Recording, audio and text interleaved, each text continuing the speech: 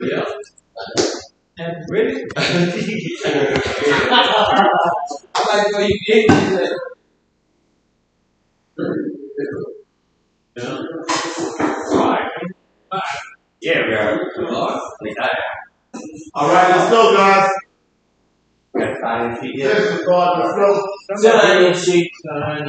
Some of you look a little more live than others, but we are live. Wanted to have a real quick discussion this morning. I need everybody needs to sign in on your sign-in sheet. Make sure you're signing in on the right one. You have your book for class this morning, and we need the sign-in sheets from yesterday because I didn't pick them up. I didn't get them from North either.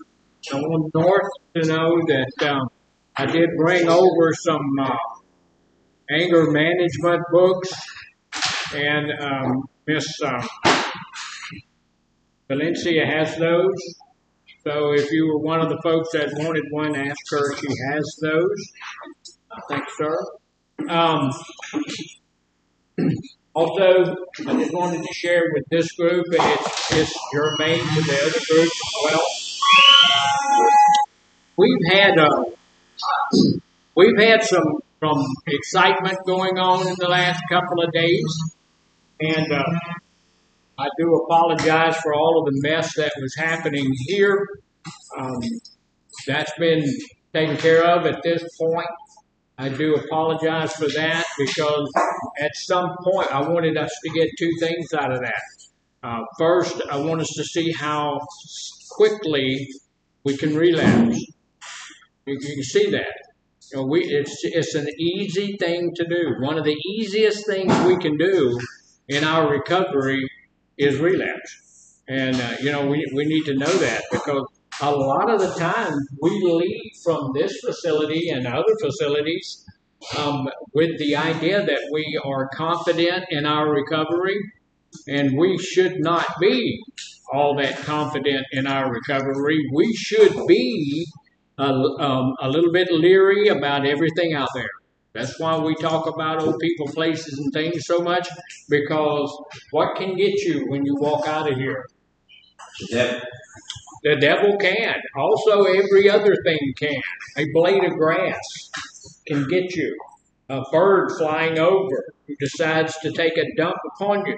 Anything can get us. So we need to know that. We need to leave here knowing we have an enemy. And the enemy is powerful and cunning and baffling and will sneak up behind us and get us. If we can relapse in here, we can relapse anywhere. So we need to leave here knowing that I have to be on my guard. And I don't need anybody around me that's going to help me get into a relapse, because we can do that all on our own, right? We don't need to be doing that.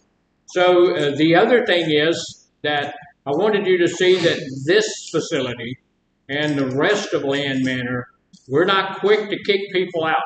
We're not quick to, if you get out of here and you relapse, we ain't going to be mad at you. We understand. Been there, done that, and done that more than once. So, if you get out of here and you relapse, you come back. We won't. We're here to help you, not to judge you, and all of those kinds of things. I do know that over the ensuing last couple of days, we got yelled at, stuff like that. We're not here to yell at anybody. We know, the clinical staff, we know where you are. We've all been there. We've all done that. So we know how easy that is to happen in our lives. But so I want you to know that, if something happens, we are not just going to kick somebody to the curb. We're going to work as hard as we can to help you. But at some point, it has to come to an end. So All righty then. We're going to be doing a study today. This is Emotions Week. We haven't done anything much on emotions this week, although we did do some stuff up here, and we did some anger management over at North and all of that kind of stuff, and that's good. And I am going to come get you guys sign-in sheets for yesterday and today here in just a little bit, but, I want us to catch up on that. So if you have your book, everybody has your book. We're on page 21. We're working through right now, just so you know, we're working at coming up with a new book that you can cover through the whole time. This book is too intensive for you to cover the whole thing while you're here in treatment. You're supposed to take it home with you and complete the book when you get out of here. You need to do that. But we also are trying to come up with a book, and we're coming up with one that's going to be, you're going to be able to finish it while you're here. So that'll work a little bit better. It's going to be totally different. So the first one was denial or avoidance. We get to the place when we're usually in early recovery and stuff. We kind of want to deny that we have any emotional issues, but we all need to know that we are all emotional people. We have emotions, and they're going to be a part of our lives. And in recovery, those emotions can either help us or hurt us. A lot of the times when we get into a place where we relapse and all that kind of stuff, we find ourselves at the mercy of some of those emotions. But when we just first come in, we may be in a bit of denial over that while we've been told that we have some self-realization that emotional health is suffering. We're having some issues with our emotions. One of the big things when I got sober, and when we all get sober, most of us suffer from guilt, shame, and remorse. Not because of the fact that we have the disease of addiction, but because of some of the crap we did while we were in our addiction. I was not a nice person I'm not that nice a person now that I'm sober, but when I was using, I was not a nice person. To anybody. So,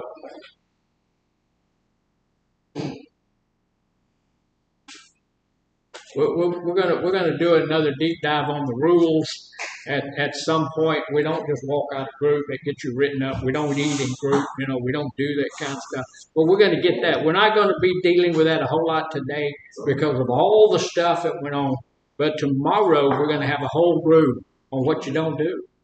That's one of the places we've got to get to, what you don't do. And so while we're in group, there's things we don't do. So we haven't, at this place, we haven't taken any steps to address concerns or make improvements. Possibly we've denied the existence of any problems. And if I'm going to deny the existence of any problems with emotions, I pretty much have to deny the fact that I've got them. And you really, really can't do that. I've known some people who were pretty emotional. I've also known some people who were not. People who are very, very stoic and all that kind of stuff. And you really couldn't get their goat very easily and all of that kind of stuff. And that's because they were shoving those things down and holding those things, and they were not just sharing those things. But that didn't mean that they didn't have those emotions. They were just doing something else with them. And then at some point, we get a little bit of insight, a little bit of acceptance. You've been willing to listen to some professional or somebody or television, whatever. You've got some assessments completed. You accept insight into your current emotional health. You've not been moved toward any treatment, but you're willing to accept that there's a condition. At some point, the next stage is I get to the place where I may have a little bit of depression in my life.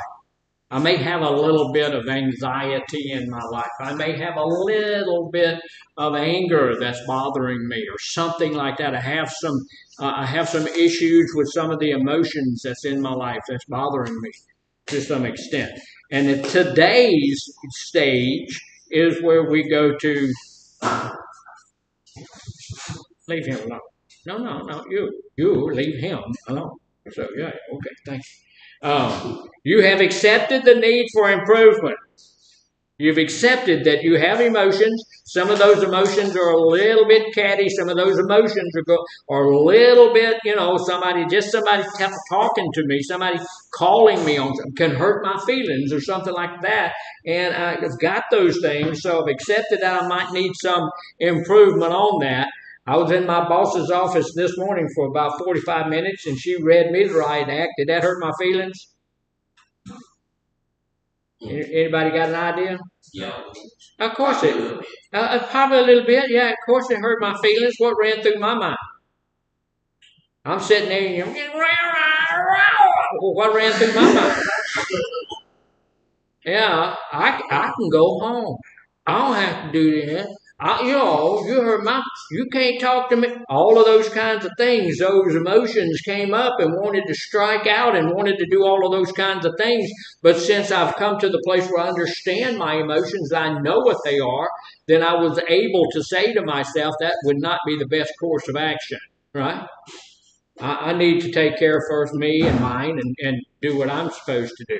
So at this point, I know that there's some need for improvement. Y'all know the group here down through the months that you guys have been here, some of you weeks, you know that y'all can affect my emotions a little bit. And so I've seen some places I need to make some improvements on that, because you shouldn't be able to do that. So I need some improvement in my emotional health, and you're actively seeking some help, willing to take suggestions. If you're willing to take constructive action toward improvement. That's what we're supposed to be today. What's the first thing I need to look at in my recovery? Myself. I need to look at me. I need to look at where I am, what I did, what I'm going to do, what I need to do to get myself where I need to get myself. So I need to be looking at myself. There's a whole world of other people, and that whole world of other people should not be affecting me. It's me that's going to affect me first. And so I need to look at me. I need to look at my emotions. I need to first understand that I am not an emotionless person. You cannot live without emotions. You have them. You have them. And they're going to be there for the rest of your life. Should you control your emotions? Yes. Yes. Yeah. To the best of your ability, he said. And that's a good point. To the best of our ability, we should control those emotions. Emotions can be very good for us, or emotions can be very bad for us. They can bring some bad things into our life. And so we have to control them. Let me share this with you, and then we'll go on to our study for today. If I don't control my emotions, I have come to understand over the last 72 years that there are other people that will control my emotions. So, if I'm not under my own control, I will wind up being under someone else's. So I want to be under my own control. So, how many people know we're going to be talking, look how thick this is. I'm not going to get through this today. But we are going to do some stuff. We may have to go some stuff a little bit farther. This guy up here, our goal for today is to learn a little bit more about HIV, AIDS, and STD. It is not what it was when it first started out, and that's a good thing. So who's this guy here? You? Me? Who said that? Nasty individual, hurt my feelings, got my emotions all gone. No, that ain't me. No, that guy ain't nearly good enough looking to be me. Come on. This guy here just got some news, right? I mean, is anybody, now y'all don't have to raise your hand, but have you ever gone to the doctor and say, hey, it feels like this, and he says, oh, this is what it is? I have done that. I've been there, done that. I've gone in and say, hey, it hurts when I do this. And the doctor said, well, there's a reason for that, boy, and you got to take this pill, and you got to take this shot, and you got to do this. Okay, all right. So this guy's just been given the news that he either has HIV, AIDS, or some type of STD. What's an STD? Sexually transmitted diseases. And we don't call them that anymore. It's, what is it, STIs? Sexually transmitted infections. Both the same thing. You know, it's just somebody somewhere feels like they have to change things all the time. That don't sound good. Let's call it this. All right. So we're going to talk about that. What does HIV stand for, somebody? Hepatitis. Hepatitis? Hepatitis, I don't know something. Okay. Yeah. Well, this is not, this, no, it's not hepatitis. Hepatitis is over here in this study, but that's not it. HIV, can't say that. HIV is a member of the lentivirus that infects a whole lot of different species. And these viruses characteristically respond for a long duration illness. That means you can have it for a long time before it presents itself well. It's integrated. It will go all the way down and integrate itself into your DNA. So it makes changes in every part of you. Wait a minute. I just want to get to the part we want to look at real quickly. We don't have time to finish the whole book. Some of this stuff is just that. Okay. Okay,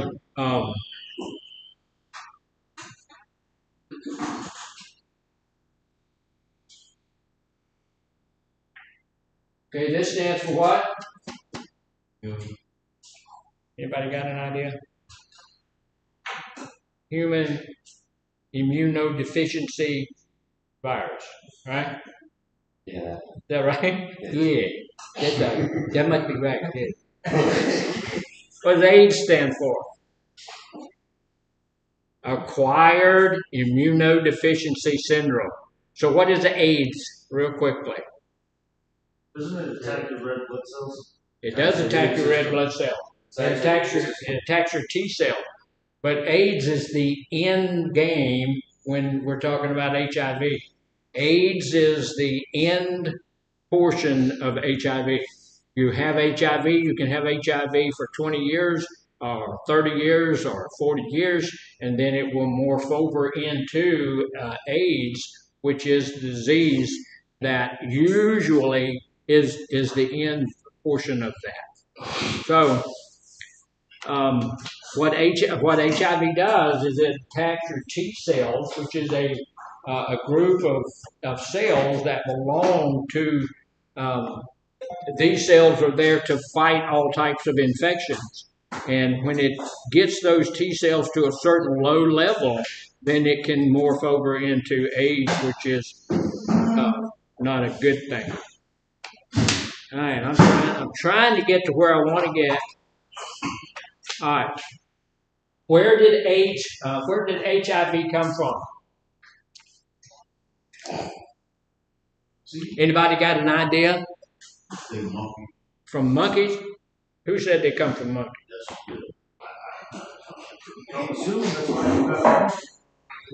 I do have a monkey drone up here. I heard it came from a lab. There was a bat. Came from a bat. No, that was COVID. Oh yeah, it's COVID. Well, there's a couple of things that there is a hunter theory. There's the interspecies sex theory. We're going to talk about them real quickly. We'll look at a few of these things. This is the monkey, and we do think that probably HIV came from the monkeys. Monkeys over in sub-Saharan Africa have a thing called SIV. And SIV is simian immunodeficiency syndrome and or virus. And it doesn't really bother them when they get SIV. It gives them something like a pretty bad cold. And it gives them something maybe like COVID, and they walk around, they don't have a real problem. But when that comes into our system, it mutates and goes over to being HIV, and HIV, as you all know, is deadly to humans. So when it came from the monkeys, it came over to us. It mutated pretty quickly. The theory is the hunter theory that the virus originated in a type of chimpanzee in West Africa. West Africans slaughter these monkeys and eat them. And scientists believe that in the process of slaughtering the monkey and eating the monkey, one of the hunters who was doing all of that cut himself while he was skinning the monkey, and the monkey's blood, who was infected with SIV, got into the hunter's blood, and it mutated into HIV. And the thing that was not very deadly to the monkey became a very deadly thing to us. The other idea is that and it does happen. I can't see it happening, but some folks believe that some of the over in that area they were having sex with the monkeys. And I have seen some chimpanzees that have torn people's faces off, and I'm telling you, if a person is tough enough to have sex with one of those wild monkeys, I don't want to fool with them, But either way, that SIV became HIV. So another theory is that the World Health Organization thought that there might be some type of connection with a vaccine that they were giving at that period in time, but they have kind of poo-pooed that. So right now, the big thing that we believe is that it did come from the monkey blood. So what does that tell you? Y'all don't eat monkey. And if you've seen that monkey, you've seen the movie where they were eating the monkey brain. They were eating chilled monkey brain. Don't eat chilled monkey brain. Unless you're really, really hungry. You ought to be able to find something else.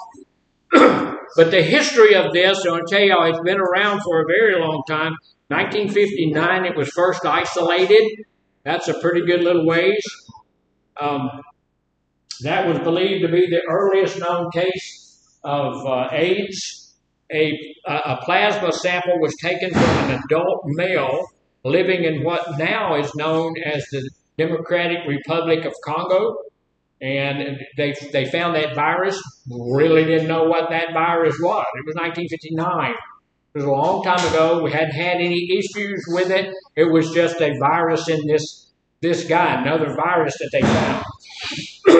1969, we found HIV virus in tissue samples from a 15-year-old African-American teenager who died in St. Louis. So starting to get some inkling of this virus that's coming up over here. 1978, we started to have some other issues with it. Gay men in the U.S. and in Sweden, and heterosexuals in Tanzania and Haiti began showing signs of what later would be called AIDS. We had a guy in 1980, we had 31 deaths from AIDS in the United States of America. We had a young man who he's called patient zero. Y'all know what that term means? Yes, sir. First person. Yep. First person that we could isolate that had it. He was a airline steward, and he flew from Sweden into the United States and flew around in the United States, and everywhere he went, he had sexual partners in every town that he stopped in, every city that he stopped in, and left that virus with us in each one of those cities. So that's back, he was a gay individual, and that's why they began to call it a gay person's disease. That was a misnomer because it was not that. That was the easiest way to spot it and to say, okay, this is what it has to be, but that's not true because now, years later, not only do gay people get this disease, but heterosexuals get this disease as well. It is sexually transmitted. Is that the only way it's transmitted? No. Drugs.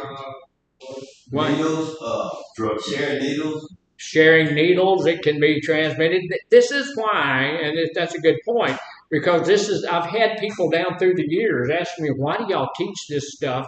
And this is drug and alcohol abuse. We're supposed to be knowing about that. Because when you use drugs and alcohol, and you get to that level, what will you do? Anything. And who will you do? Anybody. So you'll have sex with anybody. You'll do. When we get down to when we're using drugs and alcohol, we'll do stuff we would not normally do, right?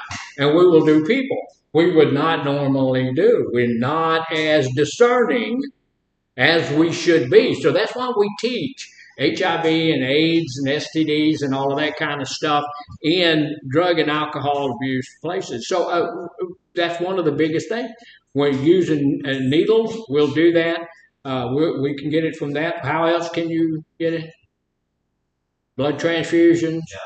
You can get HIV from blood transfusions, but not normally in the United States or Canada.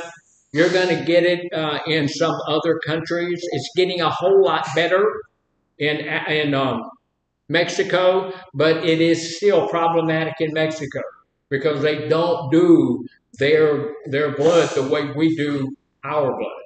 When they take the blood from somebody, you got to go through the test and stuff to make sure you don't have all that. And then they heat that blood to a certain place where it can kill all of the viruses, and they do all of the things to make sure that virus is not there.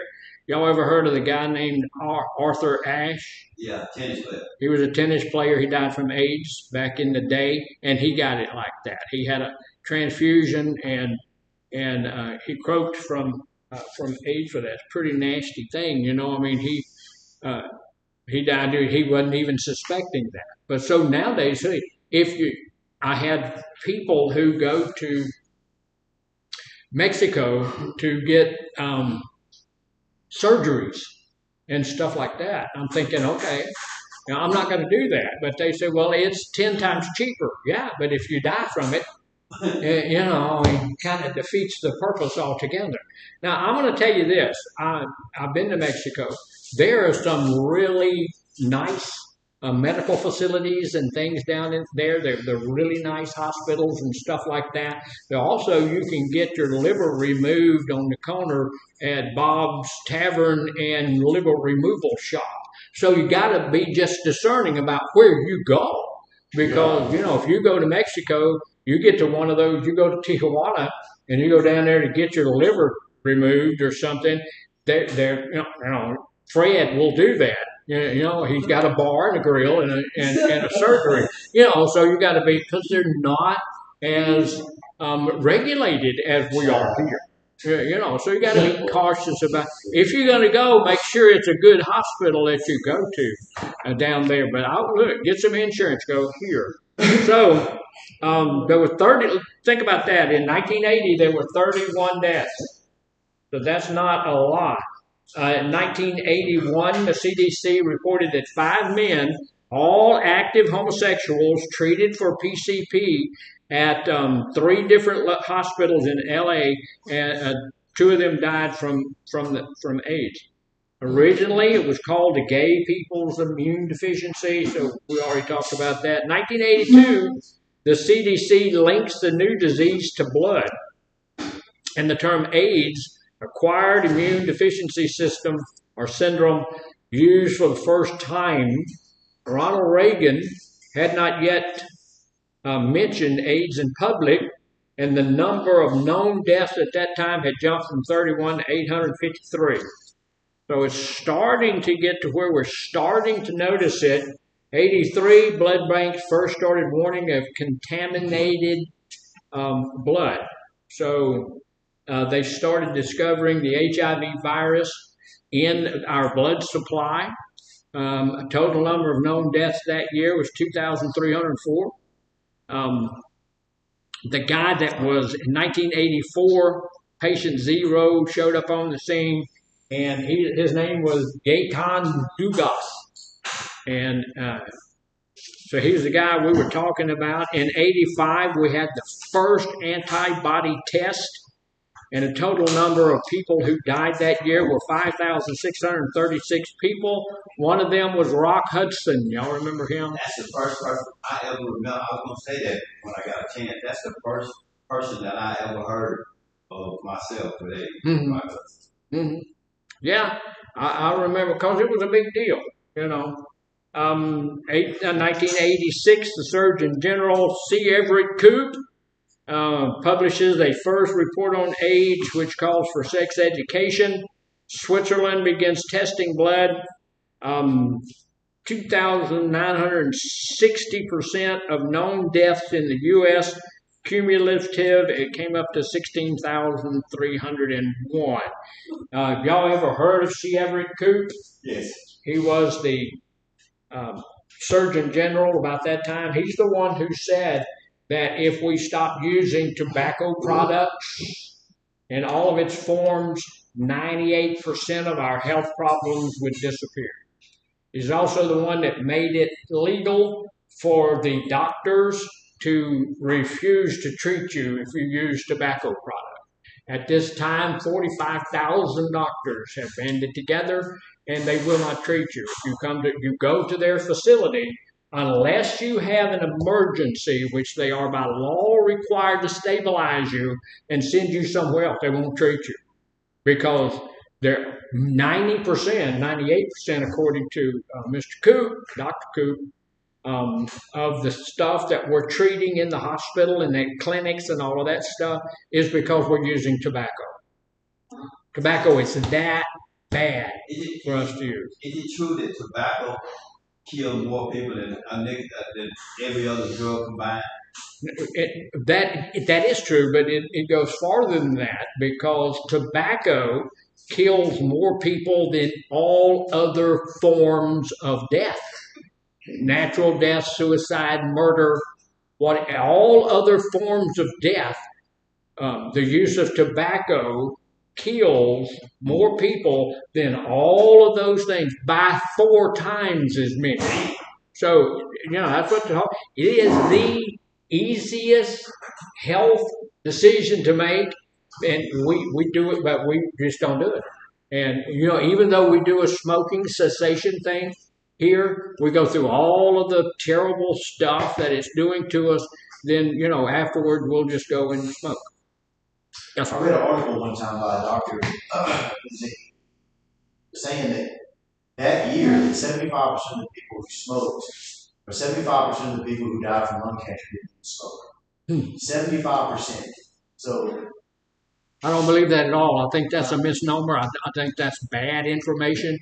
Because where do you get lung cancer from if it's not from smoking? There are other places you can get lung cancer. Sometimes you just get lung cancer. Sometimes it just pops up.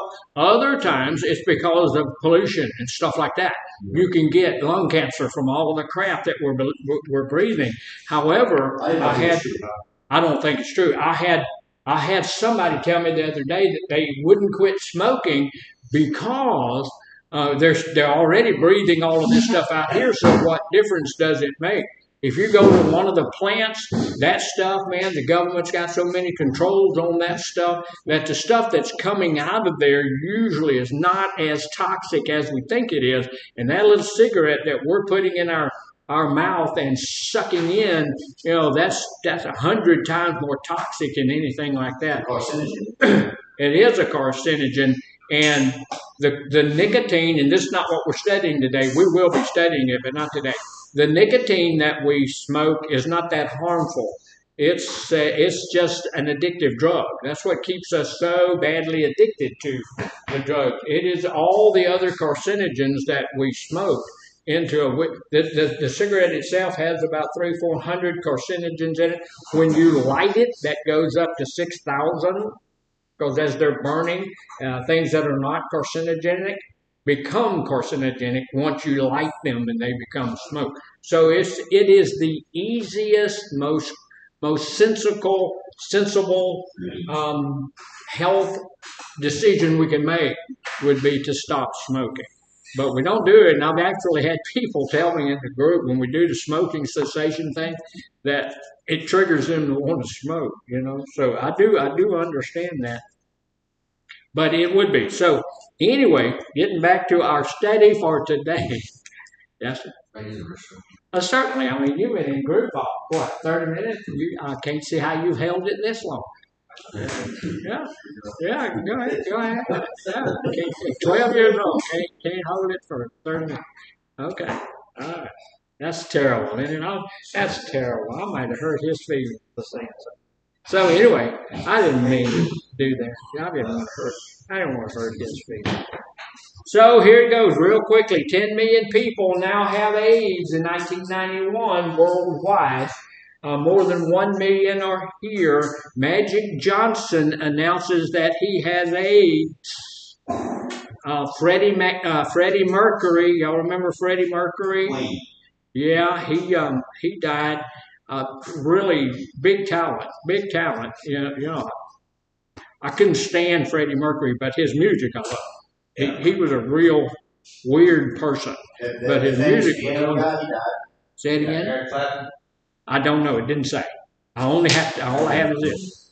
So, 92, Robert Reed died, and they start putting out some new drugs. 41,920 people died. Author Ashe died in 93. We're starting to do some stuff in the blood banks and all of that. 95 and 97, 21,400 people died. 6,400,000 people have died worldwide. So starting to get a little bit serious. 22 million people now have HIV. Y'all remember when we first started studying it, 1980? How many people had AIDS? 31. 31. And now there's 22 million worldwide there. So 90 million people in Africa have HIV. It's really 90 million. And this was in 97. So there's 90 million people. We did a real deep dive on that, try to figure out why that is. There's a whole lot of parents have already died. You have a whole lot of children who are running the streets with no parents. They also, in some of the tribes in that part of Africa, they build what's called we called it the honeymoon hut, but that's not what they call it, but it's a long hut. And when kids get about 11, 12, 10 to 12, they move into that hut out of their parents' house, and they're 10, 12-year-old girls and boys. So guess what happens? Yeah.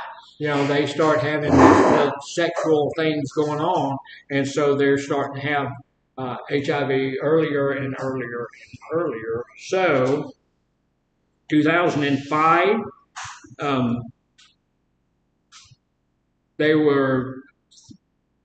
it claimed 3.3 million lives, more than 570,000 were children. 0.6 of the world's population has AIDS, not AIDS, but has HIV at that point.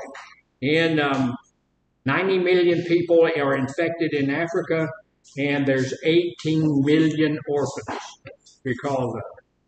So there was a whole lot of different reasons why people had it. Blood transfusion, there were 9,000 estimated infections for every 10,000 exposures. 9,000 of those were from blood transfusion. So childbirth, there were 2,500. So when ladies were having natural childbirth, the children could get infected. What's the chance of a kid getting infected now? What was that big number you said? It was 9,000 people got it by blood transfusion. Pretty much fixed that. If you get your blood transfusion in the United States, you're not going to get AIDS from it. You're not going to get that. They test that stuff for you. Y'all have been to the doctor here in the last few years?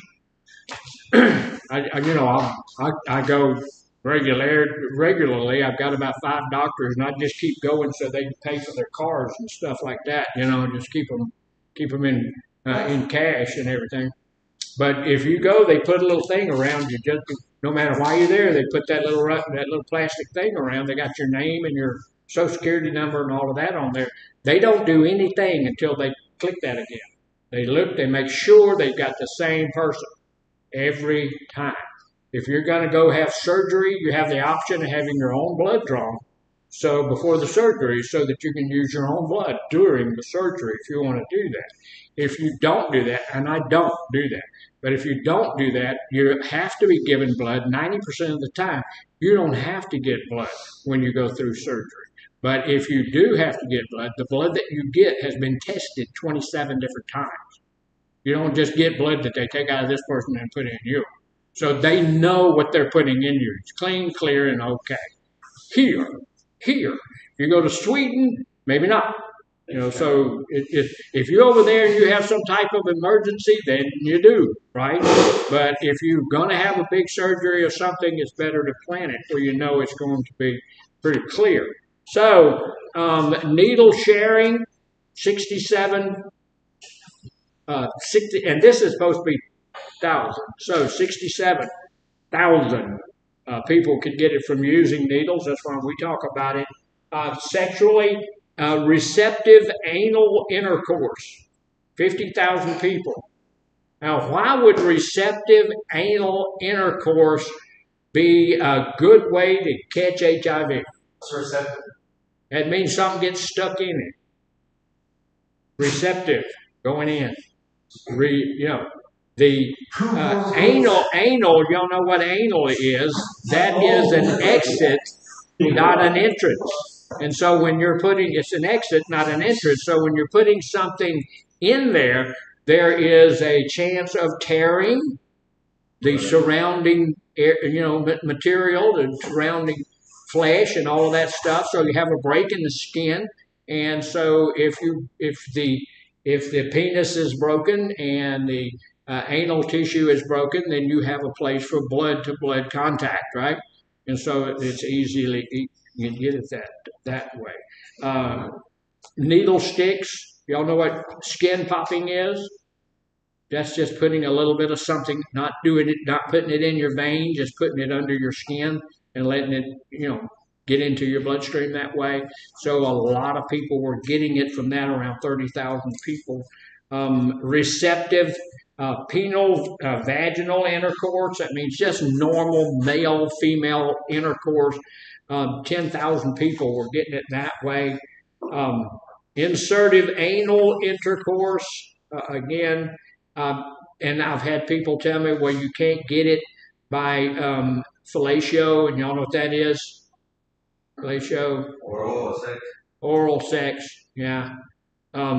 Receptive, that means if you're the one that's receiving, then you can get that, and they got like 1,000 got it that way. Insertive, the person who's inserting, they got it 0.5 thousand. So all of that's pretty nasty stuff. So we just need to be cautious. There's some things we need to be cautious about. I'm not going to go get a blood transfusion just for the fun of it, right? I don't have sex with everybody I run into. I just don't, And it is so. One thing. Look, this is kind of nasty, but let me tell you something. If that person, when you meet that person within a few moments, if they will have sex with you, they'll have sex with anyone. Leave that person alone. He's in group. If they'll have sex with you, they'll have sex with anybody. So you need to take that into account, and I know that there is a desire there, but you need to take that into account before we say, okay, I'm going to do that. Yeah, think about it. Yeah.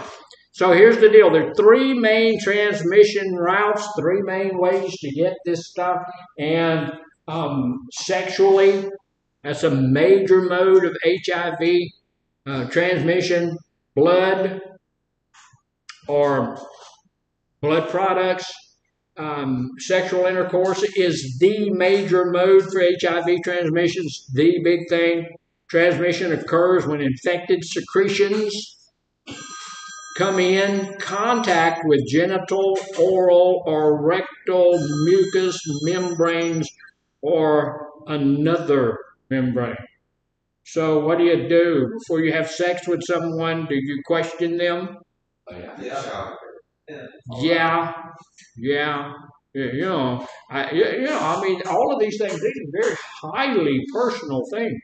What you do in your sexual life is your business, right? Right?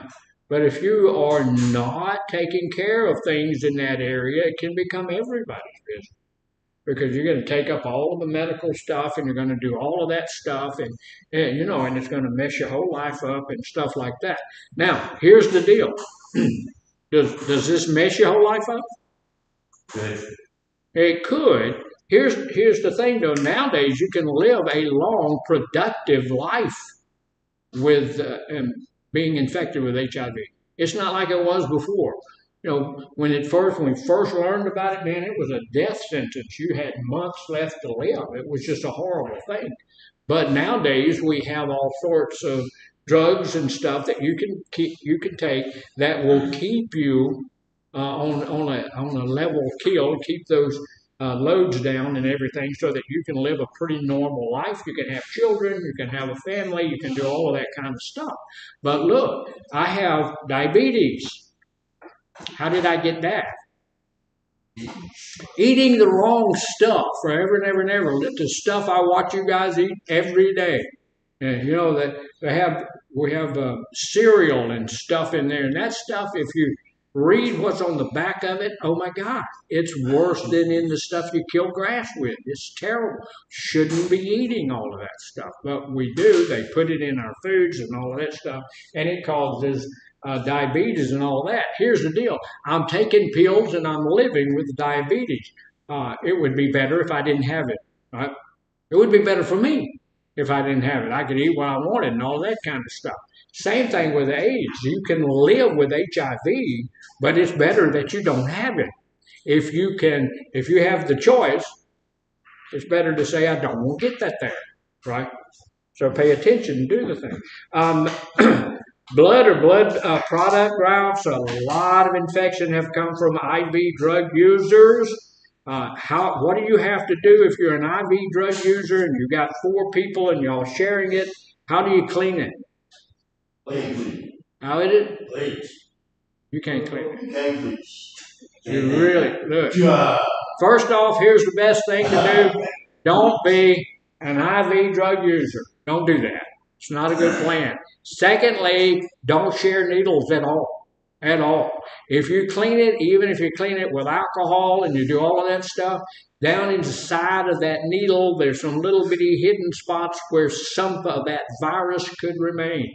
And so, you don't want to take the chance. You can't do that. There are some cities over in California and places like that which give away free needles so that you don't have to use, somebody else's something they've already used. So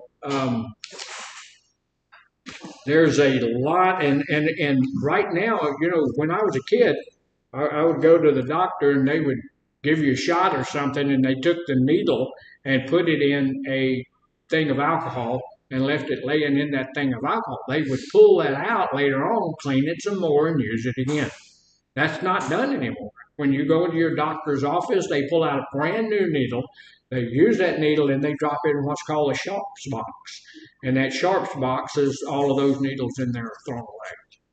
Yes, I was living in Oregon, and you're right, they do have a needle exchange there. And if you look at a hypodermic needle, there's either 1 dot, 2 dots, or 3 dots right on the very top of the main, not the plunger, but and 1 dot needs to be recycled once. They recycle the things 3 different times. I don't know about the needle itself, but they recycle them. Those dots on there.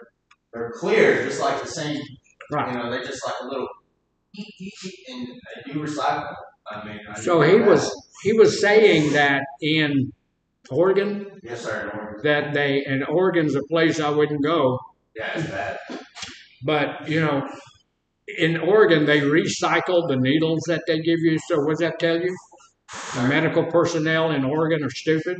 Yeah. So that it just doesn't work. It doesn't work. So, and they're taking a chance with us, with you. So the transmission of the virus from mother to child can occur during the last weeks of pregnancy, at childbirth. Without treatment, they have a 25% chance of getting it. But we have a treatment now where they don't use the birth canal anymore. They are taken by C-section, which almost all births are now by C-section. And but they have some medication that they give before and then some medication after, and it drops it to less than 1% chance of the baby getting HIV. So that's a real good thing. Yeah, that's a good thing. It's found in low concentrations in saliva.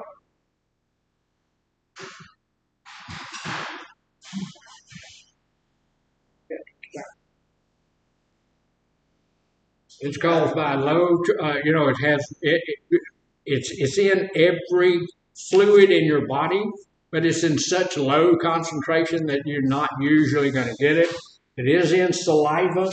You usually cannot catch HIV from kissing.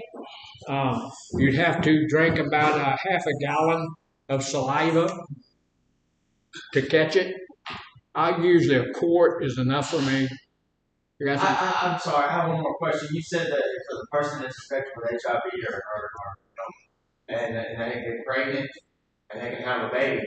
I'm just wanting more knowledge on that. That's very interesting to me. I didn't know that. When did that happen? When did that medical breakthrough happen? Oh, they started doing that back 20 years ago. So it's been going on a while. That's great. Yeah, it is a really good thing, and this is why now you can have a family, you can do all of that stuff, but still, it's a little bit less than 1% chance that the baby's going to get HIV. But look, there's still a little bit less than 1% chance.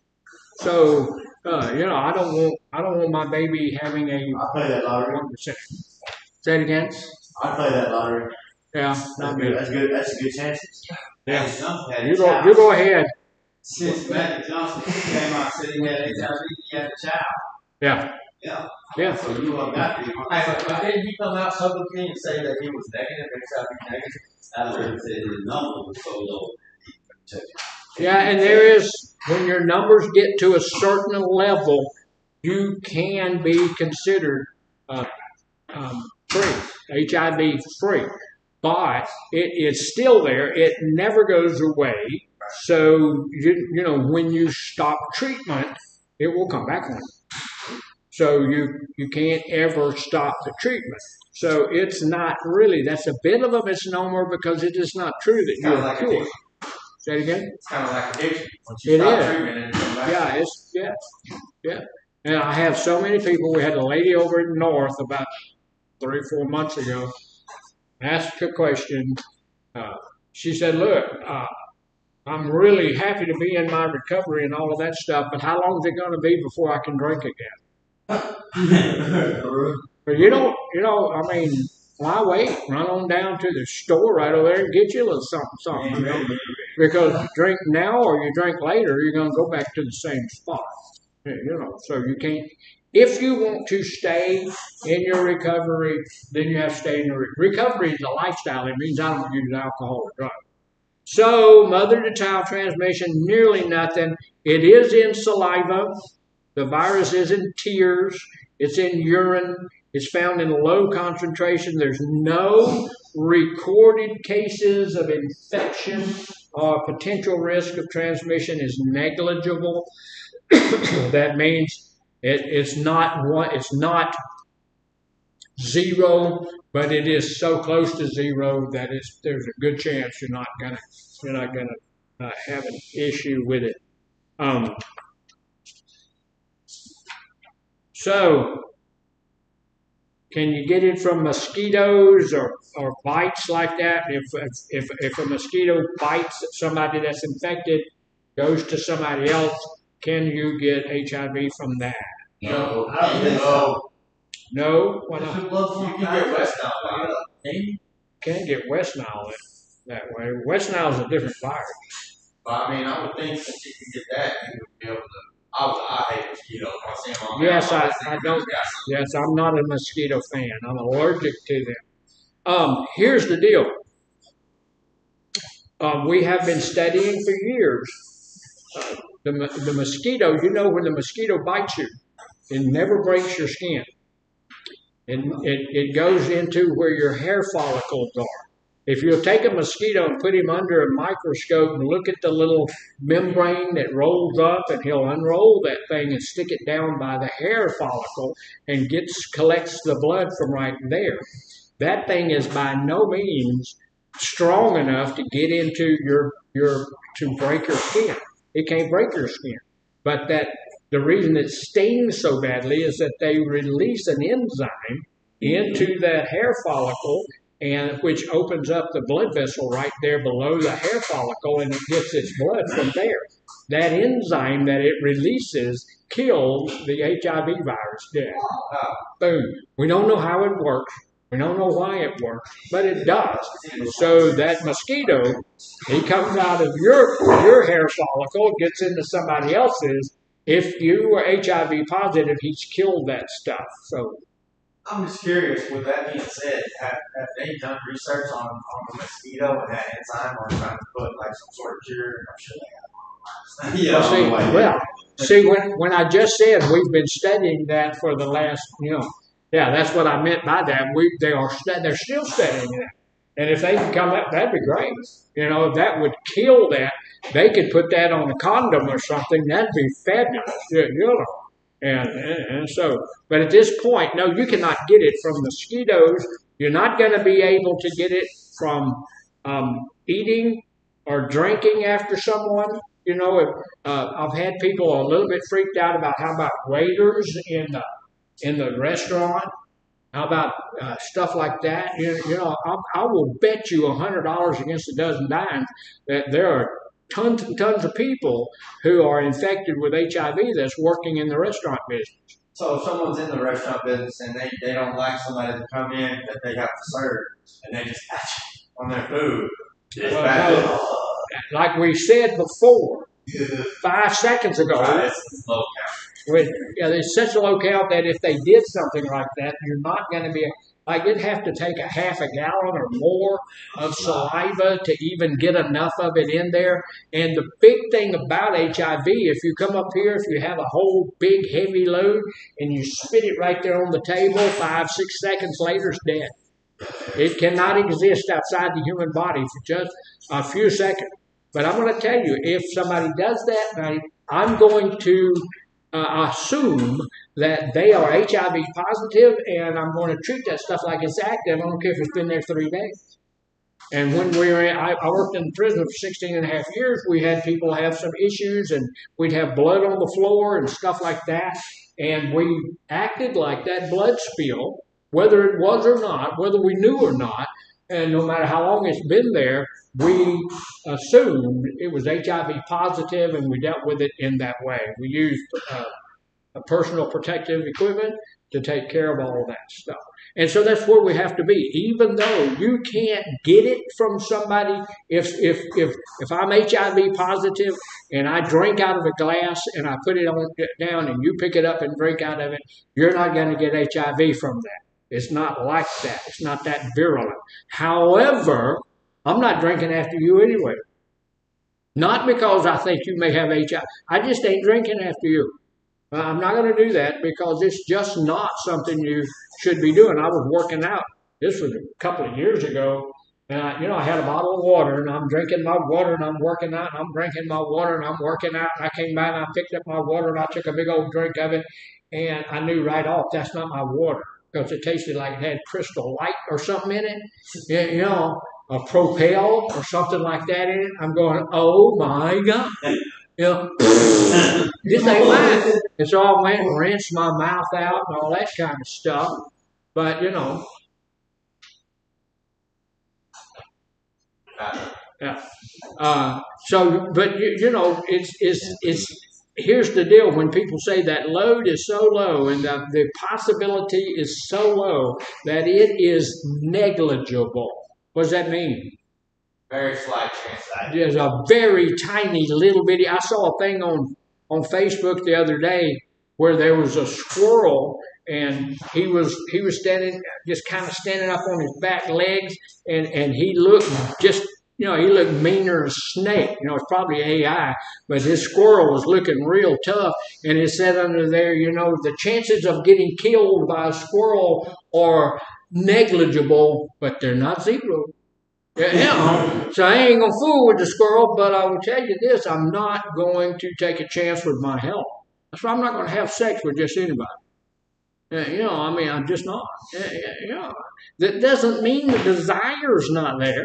Doesn't mean that, you know, I'm a healthy, young, virile, you know, American guy. You know, all of that's there, but I'm not stupid. Oh, so you can't get it from tears. It's also in urine. It's in vomit.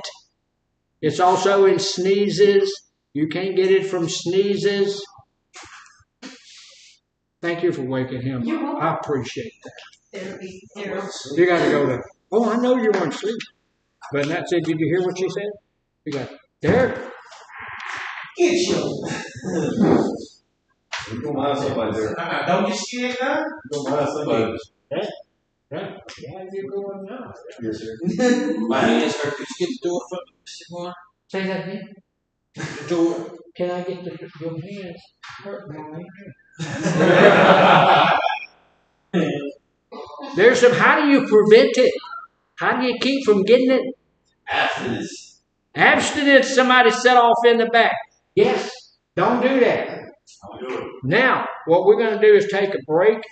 15 minutes. I'll come back in about 15 after and we'll get started back.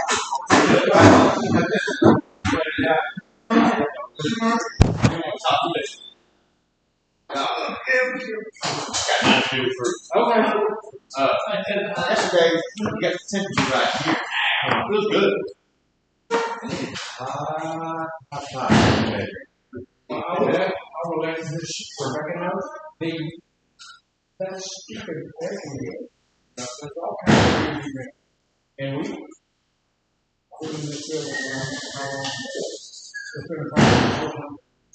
but I will share that with her. That's her. I know Miss Kim, I talked to her that she put in a maintenance request. But, you know, as soon as that breaker got fixed for this one, it was like, just like that. That's when the rim started getting out. So it probably doesn't matter. I'll go ahead. That's over there.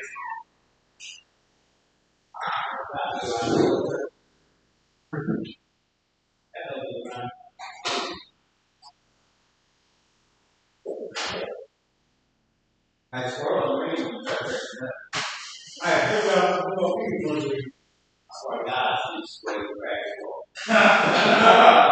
hey, y'all seen that movie program there? yeah, based on a true story. Yeah, that was awesome. Very much. What about the egg? No, cocaine there. The egg, that's pretty small. It was.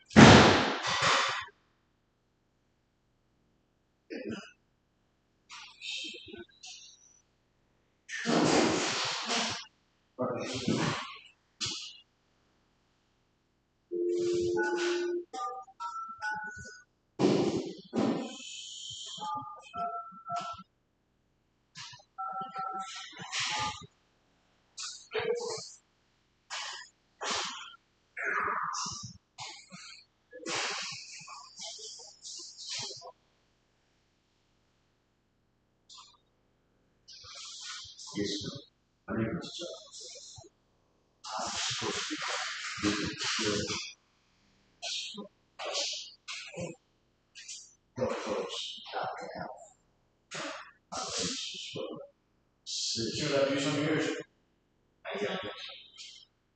Sure. No, I have this.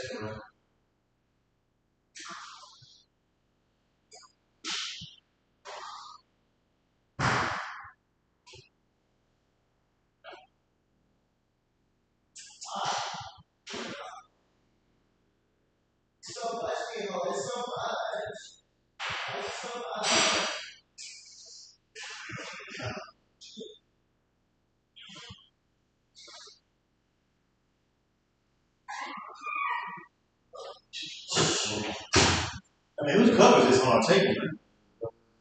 I just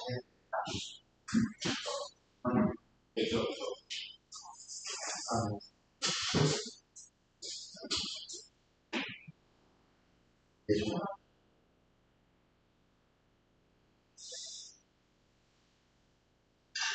So,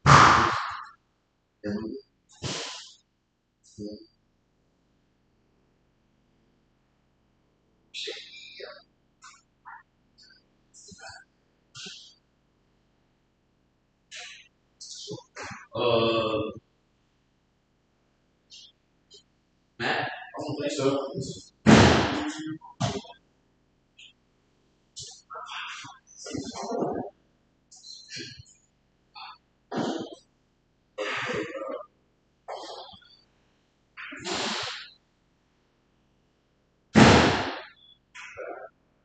Also, she's not from. Let me recap. I'll call you back. Because what I don't understand is that I went and said something about my church. I went,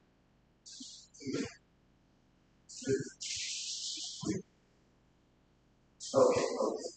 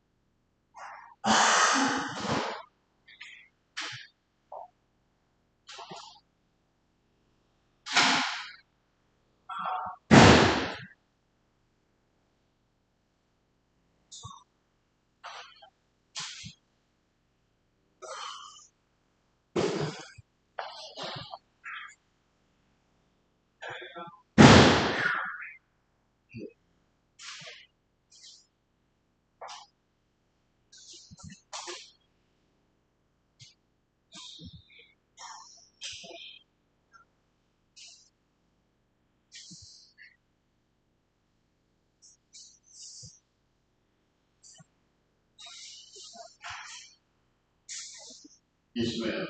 Yes, ma'am. I just called back to speak to him. Nobody's answering. Yes, ma'am. Yeah, when I called the other number, there's somebody picking up.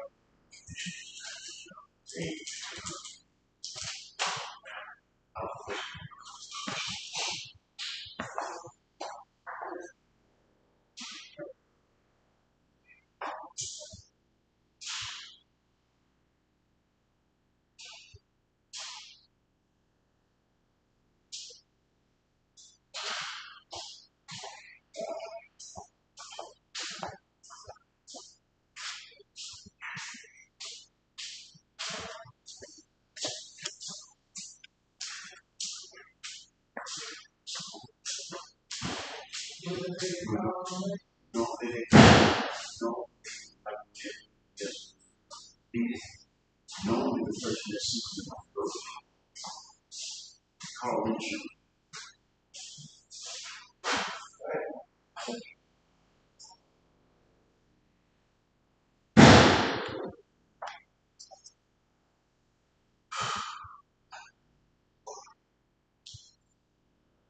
Also, the refer. That's what you got. You said the refer. The seeking the referral.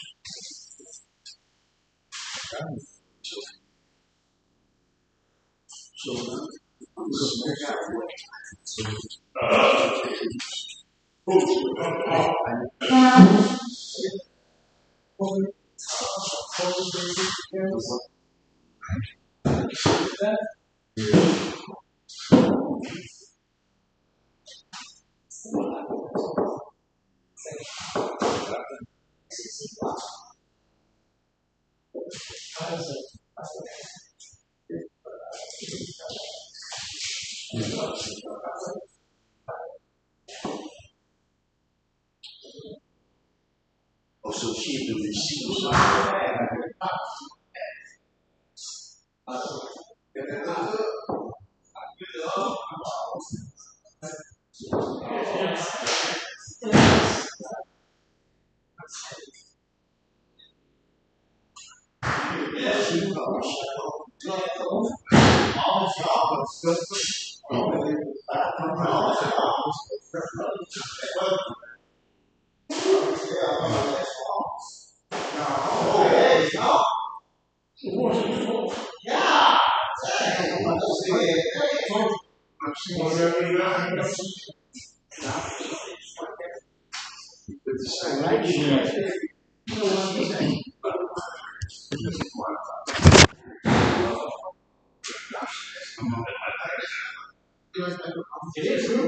Yes, sir.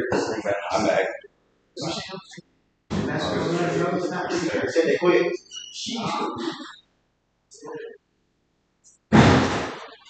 Freezing cold in here. Turn that AC down. Look. Ladies, appreciate y'all being back. Thank you. And,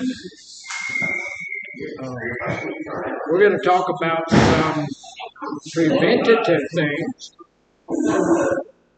how to prevent getting HIV. And we'd already talked about the big deal is abstinence. So what does abstinence mean? It means not having sex. You didn't raise your hand. Oh, do we have to raise our hands? Yes. Sir, I'm going to grab my hoodie. I'll be right back. So he's right. It does mean not, not having sex. It means that, if you are in a monogamous relationship, and what does monogamous relationship mean? Say it again. Just one relationship. That's what it means. Monogamous. I'm not in a relationship with 30 people. I'm in a relationship with just one person, and I am in a monogamous relationship that's monogamous going both ways.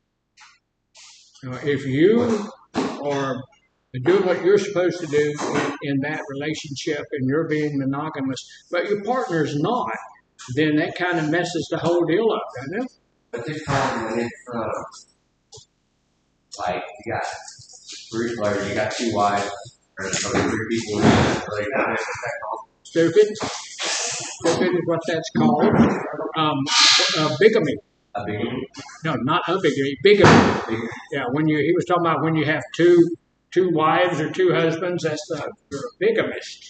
And you have to be pretty big, So that's the first thing is just staying away from all of it. Although we are physical beings, we are emotional beings, so staying abstinent is something that's not something that's usually going to happen in our lives, because if we're healthy, it is perfectly natural to have sexual desires. And so in those, it's also perfectly natural to fulfill those. So we're not usually going to be abstinent for a very long period of time. So the next best thing is physical barriers. Now that means condoms. That means that we're going to, there are also, there's male condoms and there's female condoms. And I have spoken to a lot of people down through the years, and one of the things that I've been told is that we don't like condoms because they make sex feel unnatural, and they don't like the way it feels. But I will tell you this, that if you're not certain about a partner that you're about to have sex with, what could happen to you is going to feel a whole lot worse than an unnatural sex act. So, consider getting the right side, the right condom. You know those condoms that have all of the little things on them? Dental dam. Say that again. Well, those things are to be avoided because they do not work very well. They have so many little small places in them that can break and leave some messed up things in there, so you don't want to be using those. Spermicide, we use spermicide a lot of the time. What is spermicide for? For killing the sperm. For killing the sperms. He blurted out in group inappropriately. So, that's what it's for, though. So does that help in killing the virus, the other viruses? Does that help you keep from getting an STD? I don't think so. No. Spermicide used alone or in combination with a diaphragm increases male to female transmission. So if you use a spermicide, it makes it easier for you to catch the other stuff, because it's just opening the channel for it. Circumcision, male circumcision leads to a reduction of infection risk in heterosexual men by 60%. Why is that? That's much. That makes sense. What happened? Because that bacteria gets trapped in that horse feed problem. Thank you for raising. Thank you. That's what I was going to say. Thank you for raising. That's So why what was the question? I got it right. Now, if you are circumcised, there is a 60% less chance you're going to catch an STD, because there are so many different places for the virus to hide and all that kind of stuff. So there's resistance. Some people are resistant to certain strains of HIV. One example is some people have a gene mutation, and this is another thing that we are studying real hard. And when I say we, I mean somebody else. I'm not studying it, but the AMA is studying it and all of that kind of stuff. Some people have a gene that's mutated to the point where it causes them to be resistant to infection from HIV. They just can't catch it. And so that's a real big deal. They're looking at that real good. The mutation stops HIV from binding to the co-receptor, which reduces its ability to target the cells it needs to target. So that's another thing they're looking at to do like with the mosquitoes. They're looking real hard trying to figure out why that happens. If they can do that, then they have a cure overnight, right? Yes, sir. Also in Africa, there's a particular tribe of people that are completely immune to catching. I watched this documentary on the History Channel about Completely immune to catching HIV. Oh, is that right? Yeah. That's a big deal. I'm sure they are doing that. You know, I'm sure they're looking into that. There's some aberrations of that we just don't understand, and man, they're studying it, studying it, studying it, and there's uh, like getting a cure for cancer. There's 45 different types of cancer. So for people to say they ought to be able to cure cancer, well, there's 45 different strains. There's all different types of cancer and all of this kinds of stuff. There are some things that you can do, like stop smoking, stop chewing tobacco, you know, stuff like that. And that'll help. There are some treatment. We do have treatments. They've come up with a lot of things now. Like I was saying earlier, if you have HIV in 1985, you're dead. You know, you just need to, you know, get with your family and love on your children because you're about to croak. But nowadays, you can live a nice long life as long as somebody that doesn't have it. And you can do the same thing as people who don't have it. It's not convenient to have it, and it's not okay to go, okay, well, I don't have to worry about it now because the medication is very expensive, and the insurance companies do not like to pay for it because, you know, it's something that is avoidable. This is why those 45,000 doctors have said they're not going to treat you if you smoke, because all of the stuff that you have that you're going to see with them for is avoidable on your own. And so, you know, no, I'm not going to do that. And we're just throwing medicine after, you know, something that is avoidable. So they're treating everything else. That's why when you go to the doctor, you notice on there that they ask whether or not you use tobacco products. And if you do, then there's a different charge that goes to your insurance company and all of that, different types of treatment, everything for you than for someone who doesn't smoke. And if you stop smoking, they want to know how long you've been stopped smoking. I used to smoke three packs of cigarettes a day. Back in the day, I started smoking when I was like, first time when I was 8, and then I quit after a couple of months. But then I started again when I was 19, and I quit when I was 24. But I quit because of I was in the military, and when I was back in the military, you didn't make any money. And so cigarettes back then were 33 cents a pack. And so if I quit smoking, I'm smoking 3 packs a day. It's about $1 a day. That's $30 a month, $31 a month.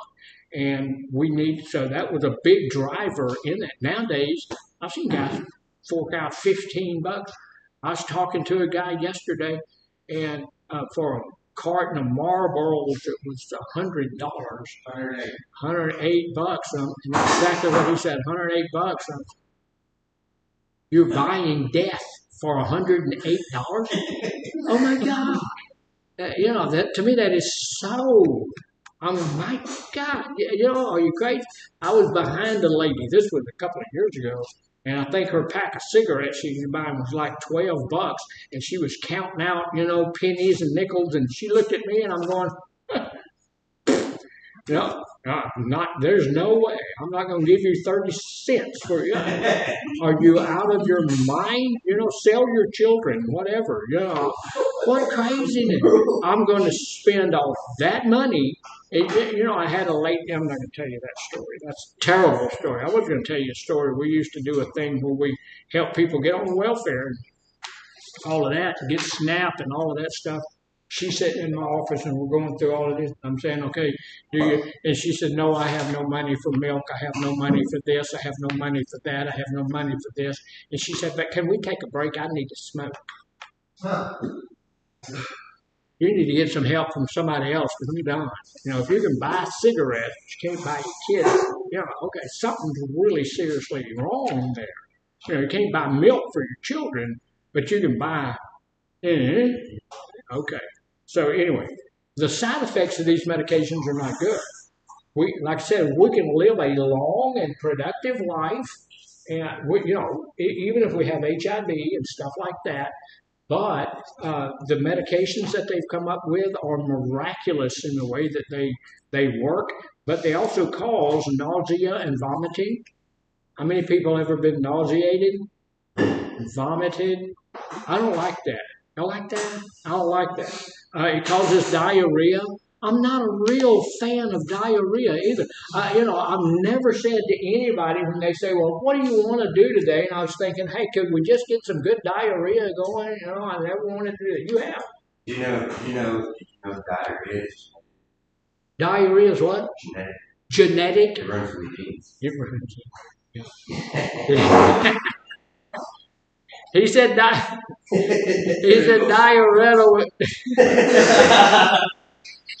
Diarrhea was genetic because it runs in your gene. But he's a nasty young man,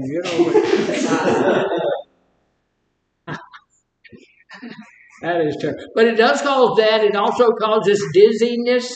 Some of the meds that I use cause a little dizziness and all of that kind of stuff. And by the way, I got some good news from my doctor. They just called me. Isn't it good when you get good news from your doctor? I have another surgery that they're gonna. Don't y'all like surgeries? Love it now. Yeah. What's really good is that the nurse called me and says, "Well, first off, let me tell you that your doctor doesn't do this." Oh boy. So, okay, you need surgery, but your doctor doesn't do it. So we're going to have to give you to a new surgeon, and that guy's going to look and make a determination as to whether or not he wants to do it. And if he does, we'll hook you up. But if not, you're going to have to find somebody else. That don't sound right. No, I don't. So anyway, also these medications cause a weakness. And they cause rashes. They cause that, and you do at some point can become resistant to them. And one of the biggest issues we have with those meds is non-compliance. People will get, just like every other disease, we get to feeling good and all of that kind of stuff, and we stop using it. We'll stop taking the drug. At the time with this stuff, you have to take it when you have to take it. And, you can't not take it. I worked at the prison out there for 16 and a half years, and there's a prison where most of the people in that prison are HIV positive, and they keep doing something to stay in prison because they're getting all of their medications for free, and you're paying for it, it's not free. And, but you have to take it at the right times and all that. So if you're not compliant, things can get a little bit nutsy for us. So, everybody enjoying all of this? That's fun. Here's all the medications. We are not going to go over all the medications. If you're in need of that, if you feel like you have been infected with it or something like that, if you want to tell your counselor, they will help you get some of the testing and stuff. There's 2 really good tests. They're probably going to go over this now. And someone told me earlier in the year that they'd come up with a new test that's almost automatic, not automatic. What's the word? Almost immediate. Yeah. Oh yeah, instantaneous or immediate. But they have 2 tests, and one of the tests is called the ELISA test, and the ELISA test can tell whether or not your body has made some antibodies to fight the HIV virus. It takes about 3 months for those antibodies to create themselves in your body. So if you have sex with this person and you suspect perhaps that person had HIV and you want to get tested, you need to know that it takes about 3 months for the ELISA test to work. And while you're having sex during that, you can still pass on HIV. So you need to be abstinent from the time you had sex with that person until you get the ELISA test so you can figure out whether or not you're going to infect other people. But now, since they have this new test that's almost instantaneous, you can learn a whole lot quicker. I can't tell you what that test is because I'm really not sure about it at this point in time, but you can see your doctor, your PCP will know, and they'll be able to set you up for that.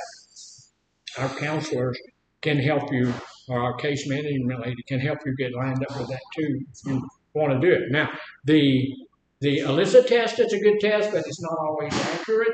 And if it tells you that you have it, guess what? You may have it. You may not. So after a couple of weeks, you can take the second test, which is called the Texas Block. I saw it. Yeah. And this is stuff you need, but she don't care. She doesn't care. She just is getting you out.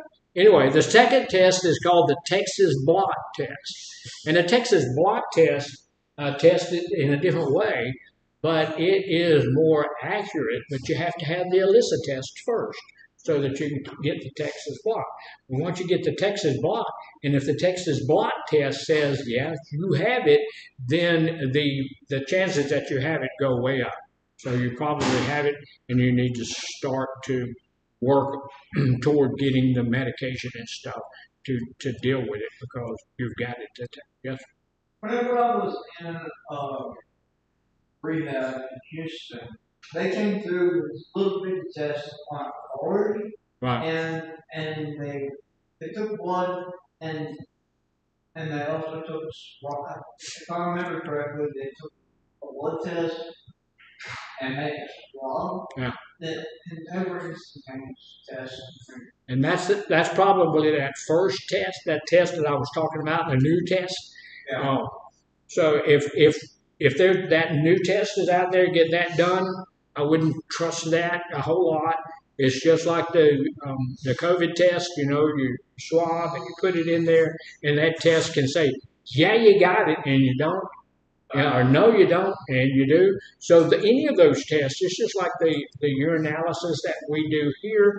Those are pretty accurate. You know, we can pretty much tell if you've got something in your system, but they can also be a little bit off. So you know, those things are not nearly as good as the good old blood test. You know, so we're going to start doing the blood test stuff now. But we are not allowed to use needles. So our counseling ladies here now, the nurse is going to teach them how to punch somebody in the nose hard enough to get some. Yeah, it's in the hips. Yeah. So we get a lot of risk. There's a lot of things that gives us an increased risk of getting it: IV drug use and immune suppression, of lowering your inhibitions. What can we do to lower our inhibitions? Drink alcohol. Drink alcohol. Drugs. Alcohol. That's why we teach it, because it will lower your inhibitions. Sex workers. We test sex workers all the time. Let's see. What's that? Sex addiction, medication non-compliance, increased risk for AIDS diagnosis because we're using substances and stuff like that. Studies have shown that just a few beers can make a person's T cells 25 to 50% more susceptible to infection by HIV. So using alcohol of any ilk will cause you to be more likely to be infected. Is that because it thins your blood? No. I don't know. I'm gonna have to research that. I'm glad you asked that because I don't know that. I don't know the mechanics behind that. I'm gonna have to check it. All righty then. We got a few more minutes. I don't want to do.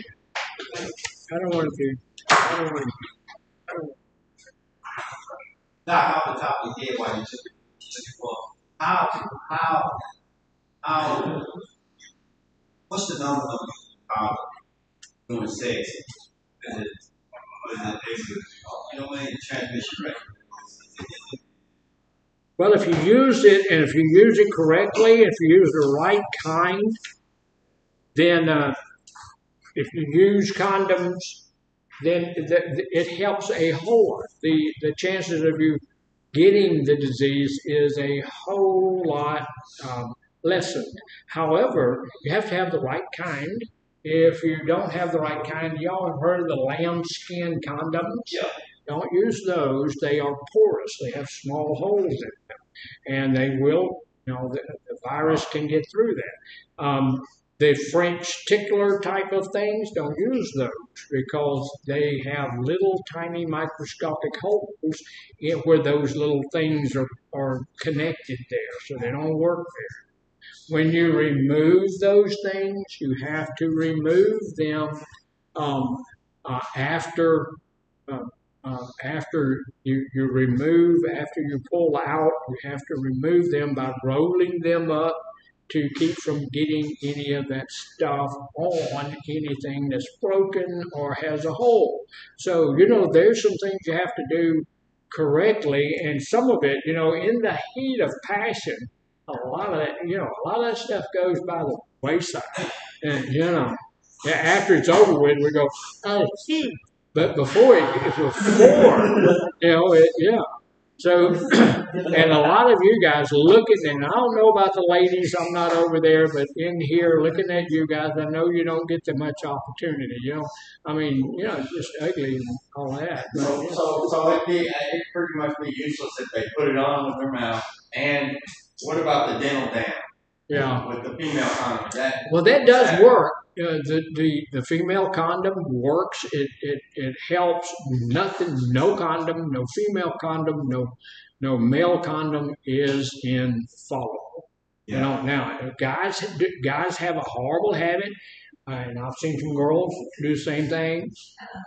Take a condom and keep it in your back pocket for 6 or 8 months. Hoping.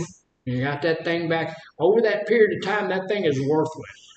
When it comes out, you open it, and it's going to just a little bit of friction or something, and it's going to cause some holes in that thing, and one little tiny microscopic hole is all it takes. So it's not going to work. Yeah. So yeah. So get rid of them. We've had some guys in the past. Guys are guys. Ladies. But we've had some guys in the past say that their penis is just too big to use a condom. That is so much malarkey. We had a phallic symbol that was about this big around, and it was about that tall. And they took a condom out of a bag, out of the thing that they give away free condom, and started from the top of that thing, and that condom went over it. So it's not true. There's nobody out there. So don't let somebody lie to you. Don't let somebody lie to you about that. The other big thing, and we ask this when you come in here, is whether or not you have been checked for tuberculosis, TB.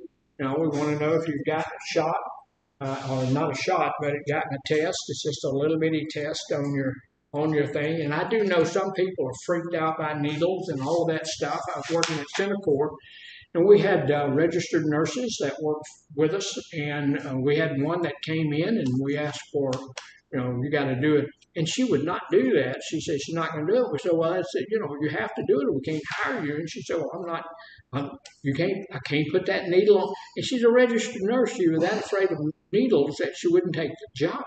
And, I had to tell her, in these types of facilities, you're not coming to work. And I don't see how she's going to work as a nurse if she won't take that little. Yeah, that's weird.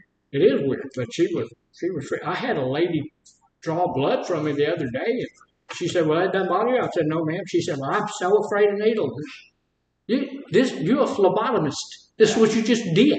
You just took, and she said, well, it ain't going in me. I said, well, I get that. So here's the deal about tuberculosis. A lot of tuberculosis in the prisons and stuff like that, because we're just like this. We are close-knit. We're in here. Most of the folks in here have had, the TB test and everything. It's been negative. all of that kind of stuff. So we're not in any issue with that. It's a disease caused by bacteria. It used to be called, back in the day, it was called consumption. A lot of people died from it. Bacteria can attack any part of your body. We think of tuberculosis as being something in the lungs. If you have a positive TB test, what do you have to do? Go to a warm, dry area climate. Penicillin. No, you get to take a treatment. Yeah, they have a treatment. You have to go if it looks like, if you get a positive test, then we're going to send you to the doctor to get a lung X-ray to take a look at your lungs, because it usually attacks your lungs. And if you don't have any issue with your lungs, most of the time we're going to consider you not to have it, because a lot of the times, not a lot of the time, but periodically, the positive test will come back. The test will come back positive, but it's not really. But if it's not in your lungs, why is it a real big deal that we don't want you here if you have it in your lungs? It is. And when you sneeze and stuff like that, that comes up out of your lungs, and can be transmitted to other folk. But it can also it attacks any part of your body. Tuberculosis can attack all sorts of it, but it usually attacks the lungs. There's a number of cases are rising in the developed world, and that means us. Here lately, I've been hearing of more and more cases of tuberculosis. Is there people out there or something? Y'all are looking out there. People with tuberculosis, it can be treated. We got a lot of stuff. TB was once the leading cause of death in the United States. Currently, a rising number of people in the developed world are contracting tuberculosis because of compromised immune systems. So that means people with HIV have a lot of issues with tuberculosis. So what kills somebody with HIV?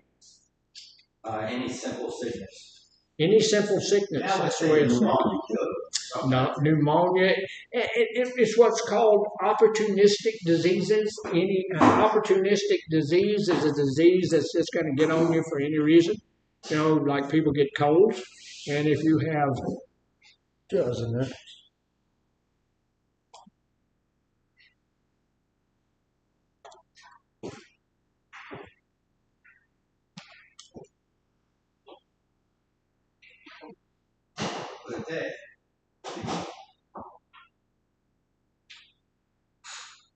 Thank you.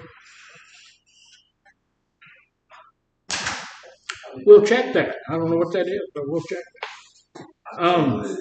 But a lot of people with HIV die from tuberculosis. They get several different cancers, all sorts of stuff. Guy?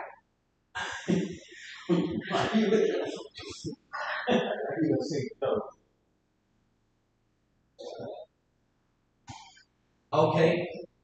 Keep talking, sir. Well, I was just wondering what's going on. You're not coming back to group? It's break time. It's break time for you? Yes. I've been in there telling the lady to scream. I haven't had that break. Is that okay? Oh, I got that. So anyway, people who are infected with a latent tuberculosis, what does latent mean? Like it's for sure, like it's a higher percentage. Well, it's not. Latent means you have it, but it's not presenting itself. Oh, okay. Yeah, it's latent. It's in your lungs, and it's just not. You're not. You don't have any symptoms or anything like that. You're not coughing. You're not having to cough your lungs up and all of that kind of crap. So, but they don't have any symptoms at all. And when that stuff is in the latent stage, it's a good thing because it can't be spread. So it's just latent. It stays down there. Sometimes TB can stay latent for years and years and years before it pops up. Doc, But then what make people call, what's the symptom of tuberculosis? Well, tuberculosis, if you have tuberculosis, there's a lot of symptoms to it. You're going to be weak and you're going to be sick and you're going to feel like you got a really bad cold and you're going to be coughing and all of that kind of stuff. Nowadays, it looks like everybody's got it because of the time of the year it is. I'm trying to look to see if they have all of those. Right now, 2 billion people, one third of the world's whole population have TB. One third. 2 billion people have tuberculosis. Yeah, that's half the planet. No, 4 billion. So that's pretty bad stuff that goes around. However, here's the deal. If it's latent, then they do not have any symptoms. They can't spread the TB, but they may develop tuberculosis over some time in the future. It may happen for them. People who have latent tuberculosis infection, they're not yet sick. They can take medication so that they will never develop tuberculosis. So that's a good place for it to be. There's a couple of tests that we can have. One of them is that little test that we do. It's called the Manor test. And then we have a heave test and a time test. So the gold standard of treatment is 9 months of a drug called isoniazid, and that will usually get rid of it. But we have a few different tests. It's been around since antiquity. What does that mean, antiquity? Long time ago. Long time ago. Antique time, yeah. It's been around forever. The earliest detection was in bison, which is a big old, like a buffalo thing. And it was detected 17,000 years ago. Did somebody famous like Doc Holliday or somebody like that? Did one of them die there? Yeah, he had Doc Holliday had what they call consumption back then, which was tuberculosis, and they had no treatment for it. So yeah, we really don't know where it originated from. How do we know that a buffalo had? How do we know that a buffalo had tuberculosis 17,000 years ago? It was very supposed to be probably 17,000 years. 17,000. This was a bison, and they dug him up. He was frozen, and they checked out his stuff, and he had the tuberculosis virus in his blood. I don't know where, but it was in his blood system. So, back when they first figured it out, it was almost always deadly. We have found tuberculosis in some Egyptian mummies. See that guy? That's an Egyptian mummy. It was not only found in Egyptian mummies, it was found in Egyptian daddies too. Badger. So, it was identified as an entity on its own in the 1920s, and the first sanatorium, that's how we used to treat it. We had TB sanatoriums, 1859, first one opened up. And if they diagnosed you with TB, we sent you to the sanatorium. Oh, sanitary. Yeah. I'm sorry. What did that help? Say it again? Did it cure it? Well, no, they just got together and died. It's just like when they had leper. It's like when they had leper colonies. They sent people to the leper colony. If you had leprosy, they sent you to the leper colony. And you just went over there and died with the rest of the leper. No. So, the first vaccine was used in 1921. The 19th and 20th, known as the disease of the poor, but it wasn't. It was the disease of everybody. We said 2 billion people have it. World's greatest infection killer of women of reproductive age. leading cause of death among people with HIV. So tuberculosis is something that, like we said, opportunistic diseases. A cold will kill you if you have it. 2004, South Africa had the highest incident, and India had the largest number of infections. So, it is a serious disease. This is why we ask you. We ask every person who comes in here when we do your assessment if you had a test or not. Everybody in here has stated that they did indeed have a test. So, if you hadn't had the test, we would have you have a test. It's everywhere. We want to make sure that it's not. You do notice that it's not something that's hyped a lot. We don't talk about it a whole lot because we have it under control. And when it's under control, right now, I've heard on the news that in this state we've got 3 cases. In state we've got 6 or 8 cases. So it's making a recurrence in the United States right now, but it's not all that prevalent. So it's still something we want to take seriously and we want to watch. We've got it. So, all right, questions, comments, or snide remarks? I do have to talk to you. Okay. So, Anything else?